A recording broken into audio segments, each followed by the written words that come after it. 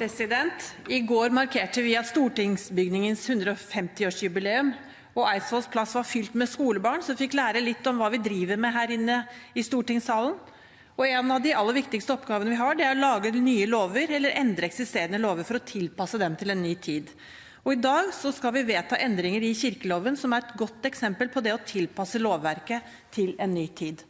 På samme måte som det var en historisk dag i dag, så er det en historisk dag i går, så er det også det i dag når vi vedtar disse endringene. Det nye konstitusjonelle grunnlaget for folkekirken ble lagt i 2012, og nå bekreftes den norske kirken som en fri, selvstendig og ansvarlig kirkeorganisasjon. Regjeringen har i tråd med Sundvolden-erklæringer og kirkemøtets vedtak utarbeidet en ny lov som sørger for et tydelig skille mellom stat og kirke, samtidig som vi opprettholder kirken som en folkekirke for alle, som også er nedfelt i grunnloven. Den reformen vi vedtar i dag får også noen konsekvenser for den praktisk-teologiske utdanningen om hvilke kvalifikasjonskrav som skal gjelde for å bli prest i den norske kirke, og for vilkårene for ordinasjon og tilsetting som prest. La meg gi et eksempel. Opp til nå har det vært departementet som har fastsatt krav for tilsetting og ordinasjon. I den nye loven så overlates denne myndigheten til kirkemøtet, som altså fra nå er den norske kirkes øverste organ. Når det gjelder utdanning av prester, så foregår det i Norge ved 3 ulike institusjoner med noe ulik profil og innhold: Teologiske menighetsfakultetet, den nyfusjonerte vitenskapelige høyskolen VID og Teologisk fakultet ved Universitetet i Oslo.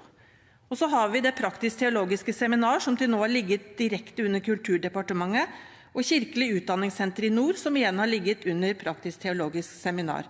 I forslaget som blir vedtatt i dag, så ryddes det opp i dette ved at virksomheten ved Kirkelig utdanningssenter i nord overdras til den norske kirken, og samtidig som omorganiseres det praktisk-teologiske seminaret i Oslo, slik at det blir en del av TF ved Universitetet i Oslo.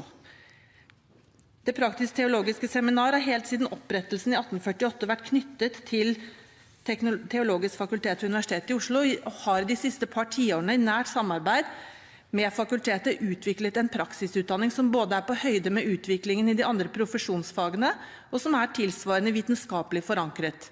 Og ved innføringen av kvalitetsreformen i 2004 så har utdanningen vært en integrert del av kand.theol.-graden, og det er en utvikling man også ser i andre profesjonsrettede utdanninger ved universitetet, og det er en positiv utvikling som samsvarer godt med andre profesjonsutdanninger. Vi går inn i et nytt kapittel i historien om den norske kirke, og jeg synes Anders Tyvand satte godt ord på det og hadde analogien som en konfirmasjon, og jeg vil også gjerne benytte anledningen til å gratulere oss selv med dagen.